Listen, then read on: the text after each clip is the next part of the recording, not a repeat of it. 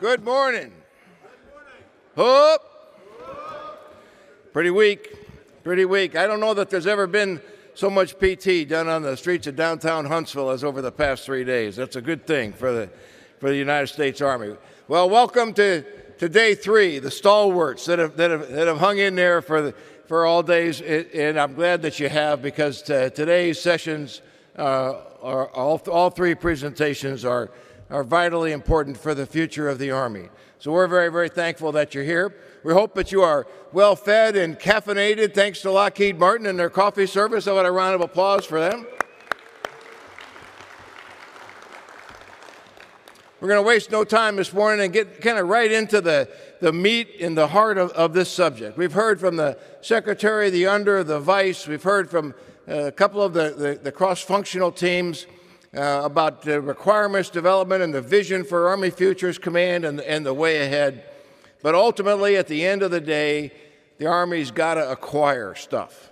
And so today, this morning, to kick us off, we're very, very pleased to hear from the gentleman who has that responsibility to manage the Army's acquisition system, well known to all in the Army, a great friend of the Association of the United States Army, and kind of the father of the Innovators Corner, if I could say that. Please welcome the Assistant Secretary of the Army for Acquisition, Logistics, and Technology, Dr. Bruce Jette.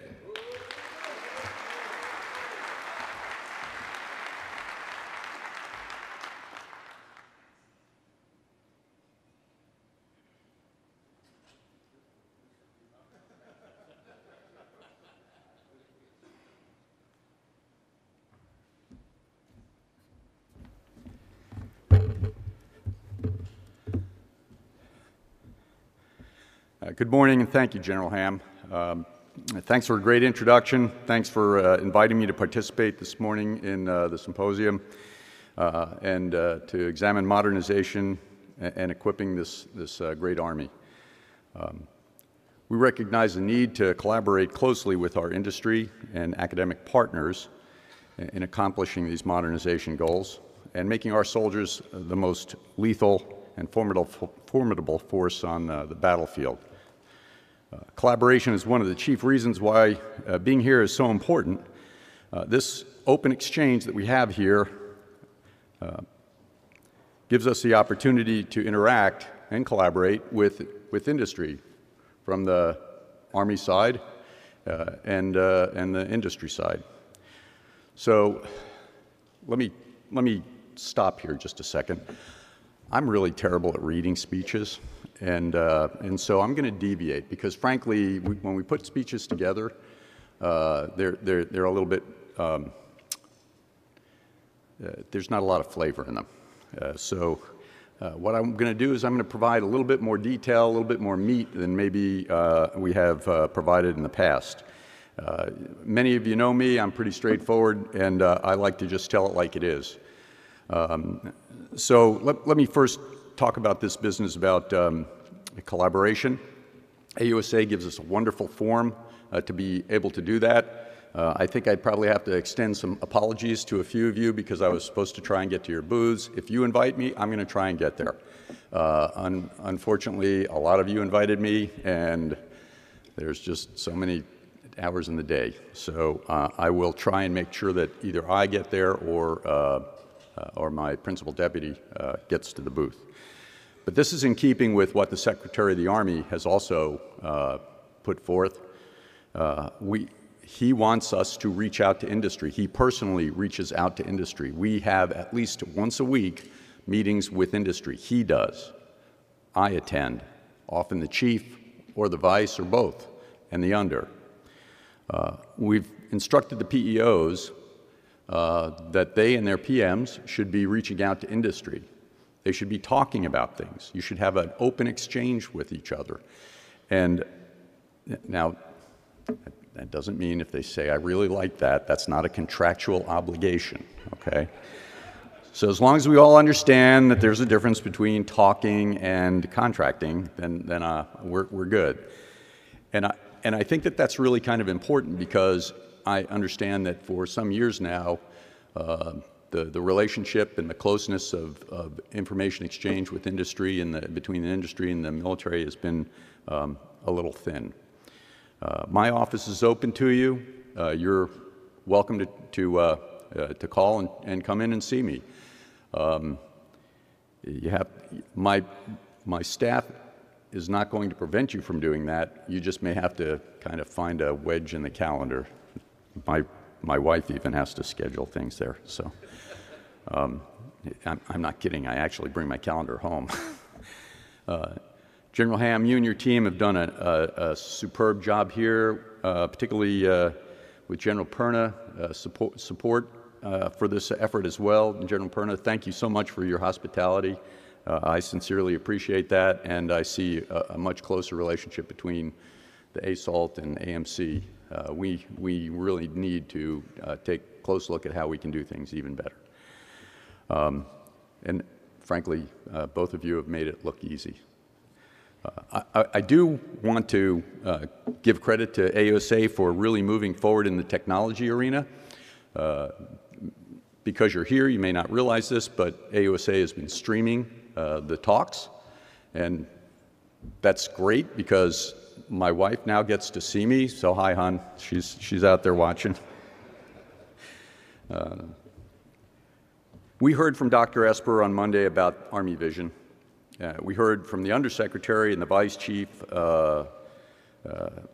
and the focus on building the Futures Command and highlighting the importance of the cross-functional teams, and you've gotten a chance to hear from a number of them. Let me provide you a little bit of detail on some of the things we're going to be doing in ASALT. First, we have instigated a new technique for accessing innovation. I hope you had an opportunity to go to Innovator's Corner. I do have a little bit of a love for that place. Monday, while I delivered opening remarks there, I announced a new initiative, the Army Technology Incubator and Accelerator. The initiative is designed to further enable the Army to span the chasm between critical Army modernization challenges and the vast community of non-traditional innovators. So this is a direct connection between the Army. We can have people sitting there, and we did, in uniform, from the lab system, where innovators from non-traditional sources came in and provided innovation. I would just tell you, we've got a small business program, and we haven't figured out how to make it really easy and attractive for small businesses to do business with the government. Certainly for you that are in industry and have figured that out, you may want to partner with some of these people to bring them to the fold. And help them pass that huge hurdle that occurs trying to get in with doing government business.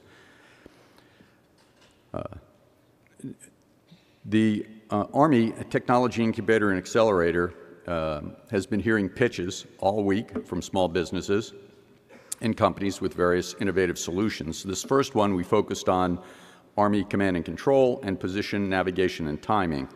In October at the AUSA meeting, we're going to expand that, and we're going to add directed energy, artificial intelligence, ultra-designed materials. Ultra-designed materials is sort of a catchphrase for any application of materials which is innovative and would give us a greater capability in some manner. Quantum computing and the Internet of Things. And we're putting our money where our mouth is. We are awarding, even at this show, we are awarding SBIR Phase 1-ish size contracts to those people who have some innovations that we want, and we want quickly. So what we're trying to do is something akin to a Shark Tank. The Secretary had a great deal of interest, and we're making this work. Right now, we're focusing on AUSA because it's a great venue for us to start this. We'll probably have other venues outside of AUSA where we make it easy, again, for the innovators to come to us. The Army needs that private sector innovation. We no longer have the luxury of ignoring technology development in the commercial sector. We want to focus the laboratories and our research and development funding against two areas. One, we need to have enough people in the system that understand the technologies, so there'll be an educational process. They're not doing the research that people are doing on the outside. They're not mimicking or repeating the technologies that are being developed commercially. Instead, what they're going to be doing is making sure they have a knowledge base sufficient to be able to examine the ways we can apply it more effectively. But the second area, and probably the biggest focus area, is going to be putting our money against those research areas that we need that are military unique and not going to be found in the commercial sector. So we've already begun moving out in this area. The first thing is there's been a significant realignment in research and development funding that the Secretary, the Undersecretary and the Vice have done one round of realignments already. The idea is to put the money not on various projects that may have been growing with a life of their own, but instead bring that money back against the top 6 priorities that you've heard so much about. I have on my desk, and will probably sign next week, a new policy. I've got several of them actually, so I'm going to tell you all about them for the first time here. Money. I think a few of you probably would like to know about money. So the first thing is the way we've managed the research and development funding. As I said, the biggest issue is it's going to be put against the priorities. The second thing is how we give our greater guidance and clarity and more freedom to our researchers, particularly the lab directors. So we have something that we're looking at is called 60-40, 80-20. That's kind of the inside discussion. What it means is you take your funding, particularly for 6162 funds, 60% of that money should be able to is going to be spent on projects where you can see a relatively clear relationship between whatever that research is and some militarily unique application. There's 40% of the funding that the lab director has pretty good discretion to spend it against any project that he or she thinks is the appropriate application of the funds. So why are we doing that? I want the lab director to look for those innovations we just haven't predicted, or have a tenuous but a connection to maybe an application that we can see, but on the other hand would provide a huge payoff. My example is if somebody comes in and they say, hey, I want to do research, I believe that tutus on tankers will really improve their aiming. Okay, show me a little bit of the linkage. Help me to see that this is going someplace, and it may be really fruitful. And if they can do that, the lab director has the freedom to do that. We can't predict, we can't incrementally engineer breakthroughs, and that's what we're trying to do, is give them the freedom to do that. The same thing occurs with 6364 money, except the connection's a little bit tighter, 80%, 20%. And of the 80%, we want them to have some sort of a linkage to a program of record or some effort and make an agreement. And I'm going to talk about that as another piece of our policy.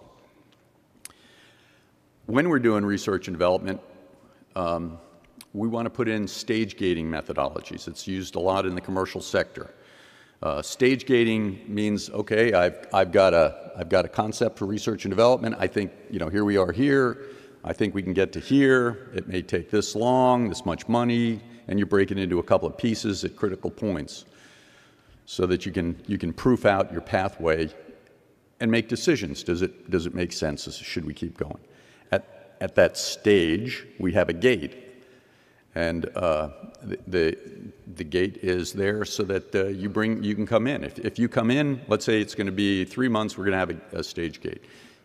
Researcher comes in, presents his data or her data, and then the lab director and whatever panel he or she may have formed can make a decision as to whether or not did the researcher achieve the objective set for that gate. If not, and there's a need for perhaps a little bit more funding, a little bit more time, they can make a determination as to whether or not that's a good investment and say yes, or they've got an off-ramp right there and maybe cancel the 2-2 research program. So a couple of those different gates along the way, and it's a much better managed program. You don't have to have the earned value type program that you would for a normal acquisition project, but instead we also have a little bit more ability to understand how's our research progressing as we go along, and give the lab directors and the commanders a better ability to keep track of what's happening with their efforts. So readiness, the Army's been focusing on improving near-term readiness while making incremental upgrades, and many of you know about that. But now we need to develop new capabilities, modernization. Let me return. I've got one other piece I want to make sure you understand. And it goes back to this issue where we've got 6.3, 6.4 money that's gone into research for, you have to have a relationship between your program of research and a PEO or a program office. We've done that for years. And what we've done when we do that is we get to the research point, and this poor program manager is trying to rush off to get to that point where they're actually putting something in the field. They've got a schedule, cost schedule, performance and risk. They're managing all of that. Yeah, I remember I signed something a year ago about this new doohickey, but I've got an old doohickey and it works fine as far as I can see, and it's not going to get in the way of my schedule. In comes the researcher, finally gets to that point where they have a mature technology and they want to transition it. And they walk up to the PM and say, hey, I got a new doohickey for you. And the PM goes, don't bother me. And then nothing happens. The researcher's frustrated, the PM is annoyed, and then the leadership gets upset. And all of you know this is called the valley of death. Okay? You got a technology that's developed, and you got a place you want to use it, but you have no transition. So what we're going to be doing, and frankly, my assessment of that is a poor leadership at the senior level, my office. Okay? So we're making a change there as well. What the change is going to be is that we're going to establish a fund specifically to cross the valley of death. Now, it's not infinitely large, which means we're going to have to be selective on those things that we're actually going to transition from research to programs. So, for example, General Perna would sit there and say, okay, one of the guys has this project, he's got it done, it's ready, and do we want to actually put it into that program? And I asked the PM, what's it do to your program? He says, if I do that, it's going to slip me 6 months. It's a leadership decision. We decide it's worth it. We do it with our eyes open, and we don't throw that monkey on the back of the program manager or the researcher. And then we fund the transition. There may be 20 transitions that are ready to go. We may only want to fund 5, but at least we'll have done so deliberately and with forethought. The idea here is to try and, this is the problem. Many of you know I was in the Acquisition Corps for a long time. I remember thinking, if I was in charge, yeah, well, I'm trying to work on it. I feel like the dog that caught the bus, okay? And so many of the things that annoyed me and annoy you, because I was on your side of the table 2.5 months ago, I was wandering the halls. No one knew who bothered talking to me then, but so, everybody wants to give me a card, but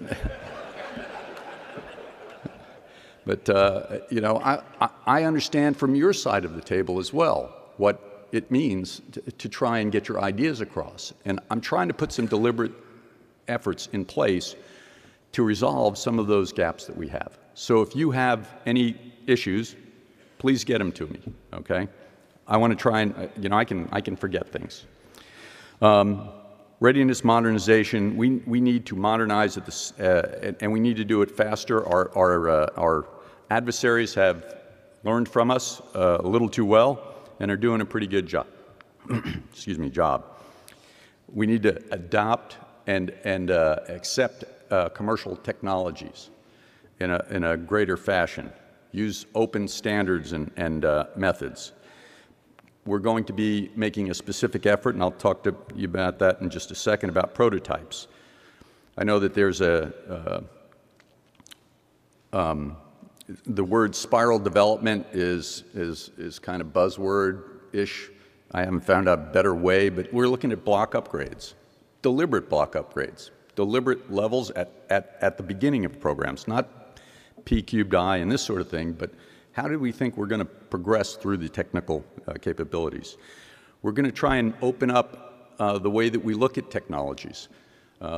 Radios is a prime example.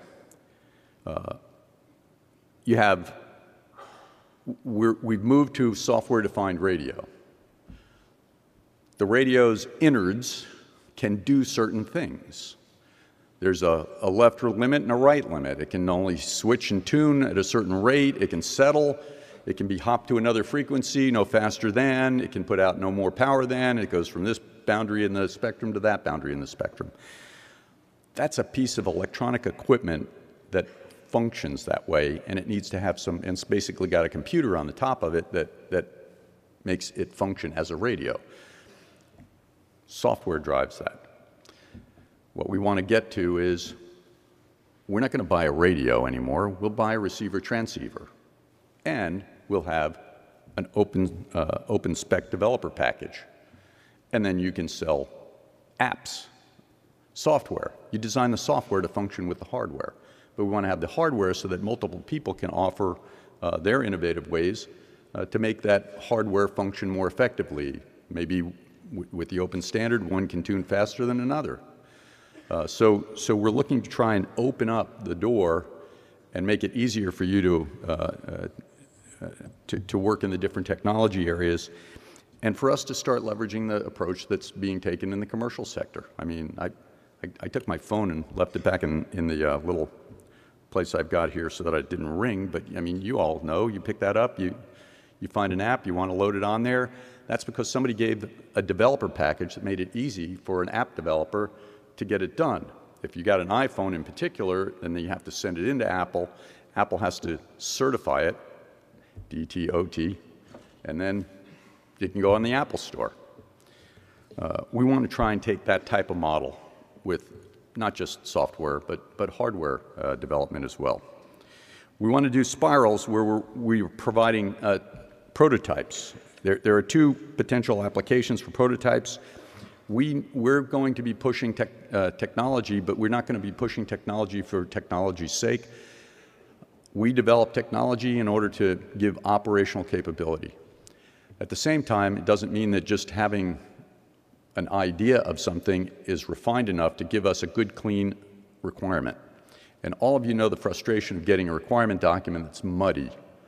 So what we want to do is we want to use prototyping and surrogates where we can give that to the CFTs and the other field elements, let them try the stuff, let them look at it. If we need to modify the prototypes, modify it so they can evaluate the next piece and the next piece.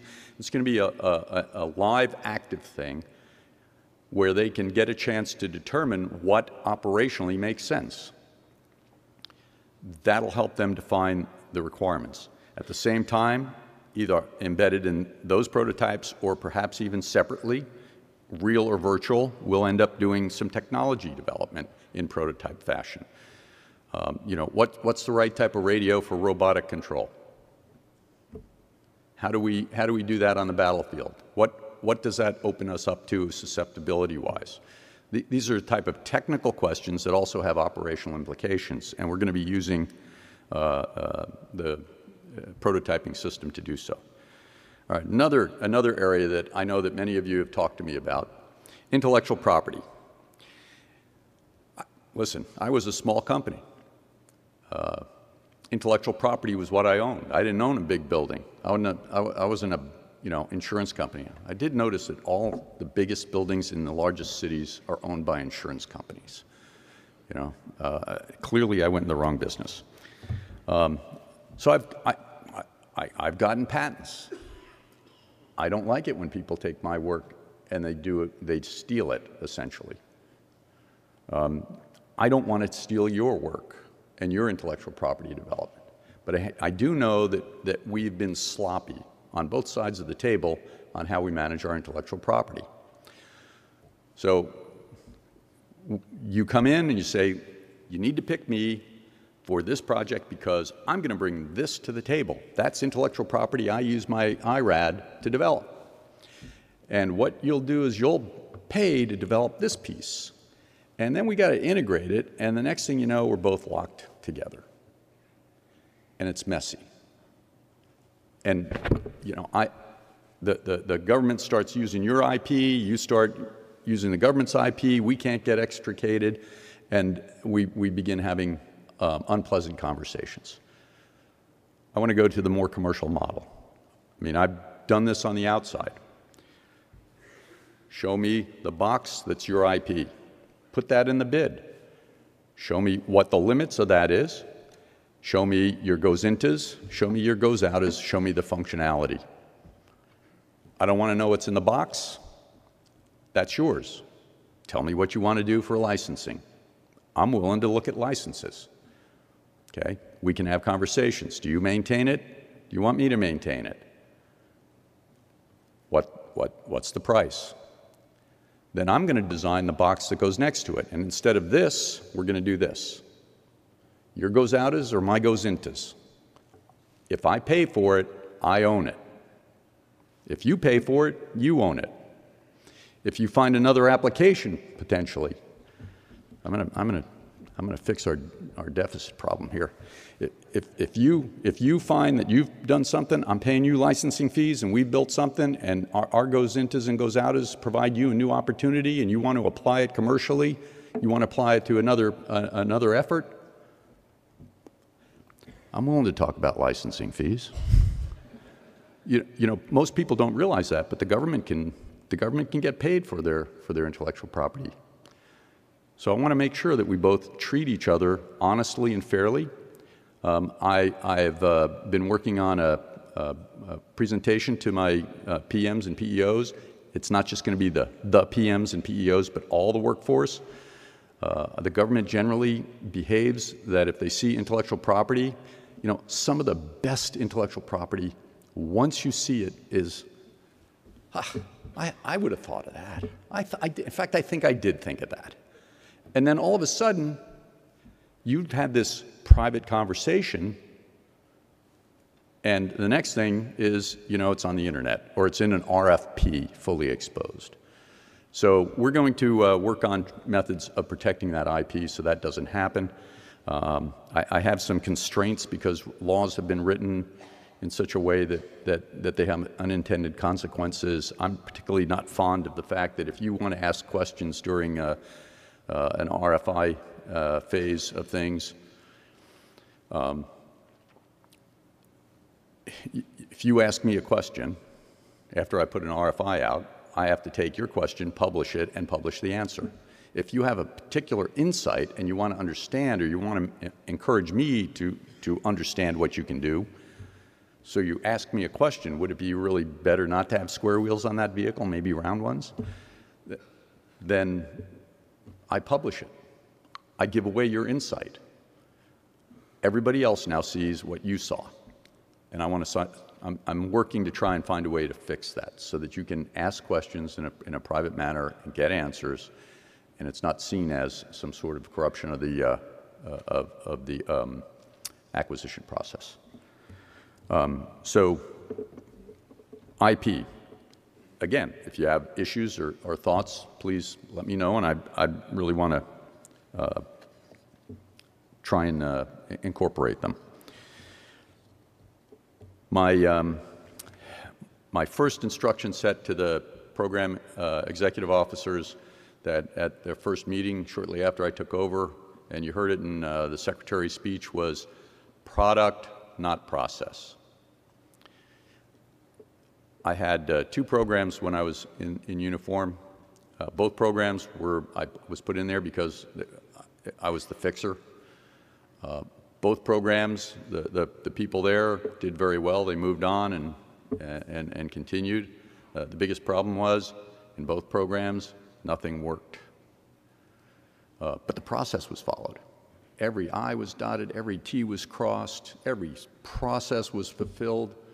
Nothing worked. You know, there had been this blind faith in process getting you what you want. And it takes leadership, it takes focus, and it takes attention to getting the product out the door. So my comment to my PEOs, and now to you, industry, is we want to get focused on product, not process, not extending the contracts, not putting another bridge in place, not ... I want to get it done and get the product to the field.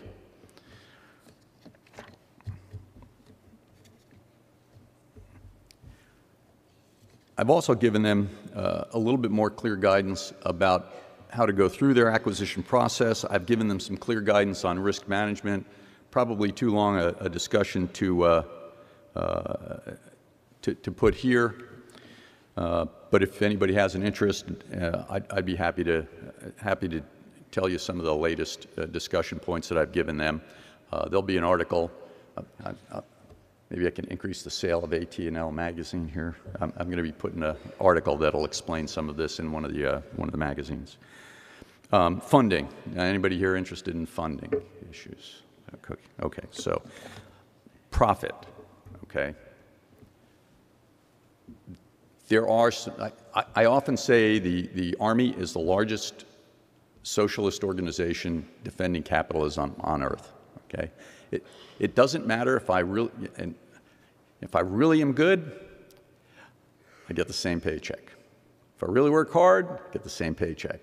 I get the same paycheck as a guy who's not so good and doesn't work so hard. So money is not the big motivator on a personal basis. And sometimes that's seen that profit is some sort of dirty, sinful thing that you guys want. And that only gets embellished by television because, you know, everybody's ripping everybody off to make huge profits, and then they're buying, you know, boats and things. Now, I made profit. I made some nice profit. I still don't own a boat, but I have learned how to fly an airplane. That has been fun. So I want, and there are people and places in the Pentagon that are making a specific effort to try and stub profit. And fortunately, we have a lot of very business-savvy people in the leadership roles related to acquisition right now, and they're kind of realigning that philosophy, and I'm one of them. Here's my issue, okay? You behave as a reflection of us. So we don't like you to make too much profit, so we're going to make sure that you only make small amounts of profit.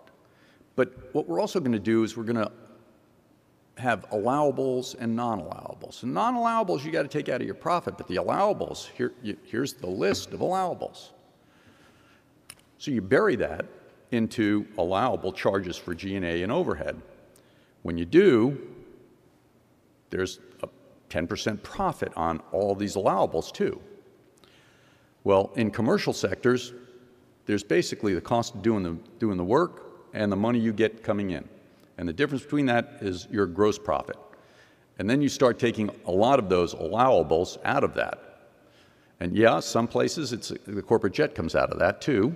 And other places your real estate taxes come out of that. So your profits sometimes look much bigger on the outside than they do on the inside, but those are those gross profits.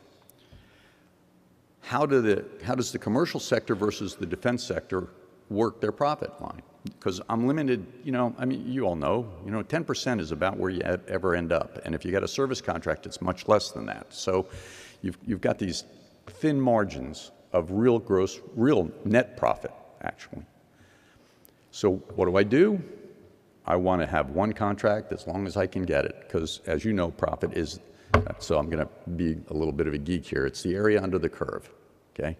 I can only get 10%, but the longer it goes, the bigger my profit. It keeps adding up.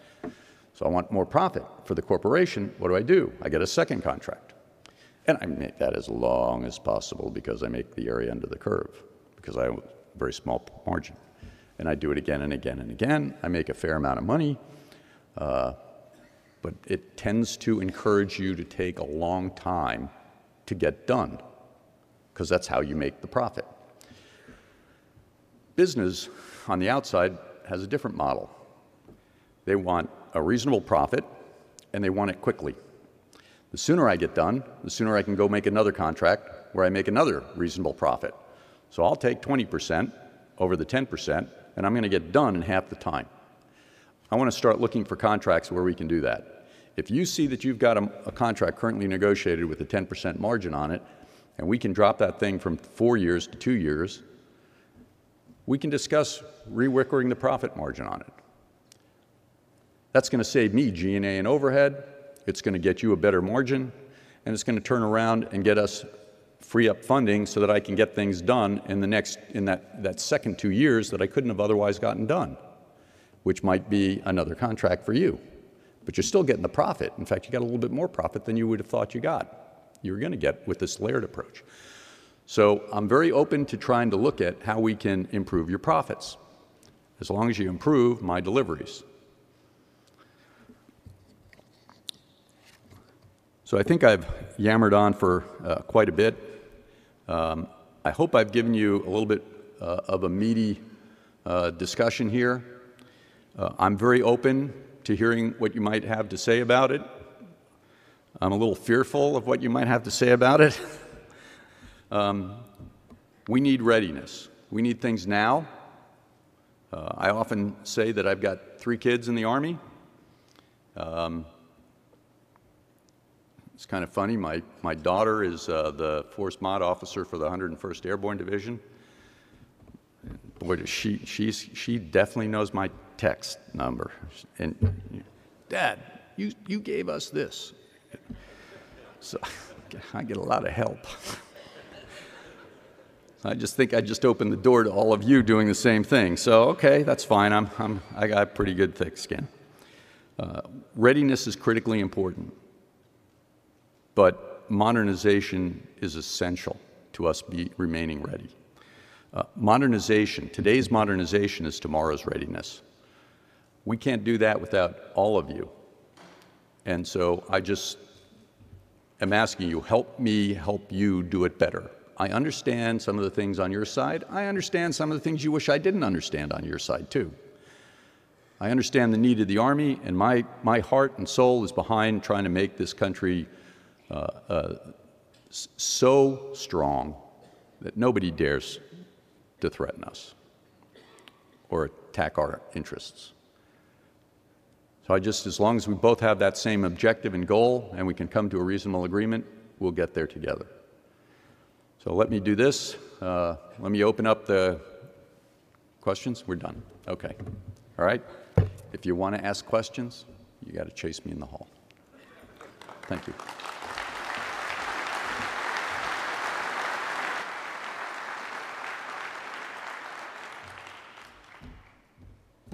Thanks, Dr. Jette. All of us in this room are glad you caught the bus, and we're glad to have you back on the Army team. And Mrs. Jette, thanks for loaning him back to us. We're very glad to have you. Thanks. It's palpable, the openness and transparency that Dr. Jette has fostered, and we certainly appreciate that. Look forward to Shark Tank-like experiences, not so much looking forward to tankers in tutus. Some of the tankers I know, that's a very bad visual.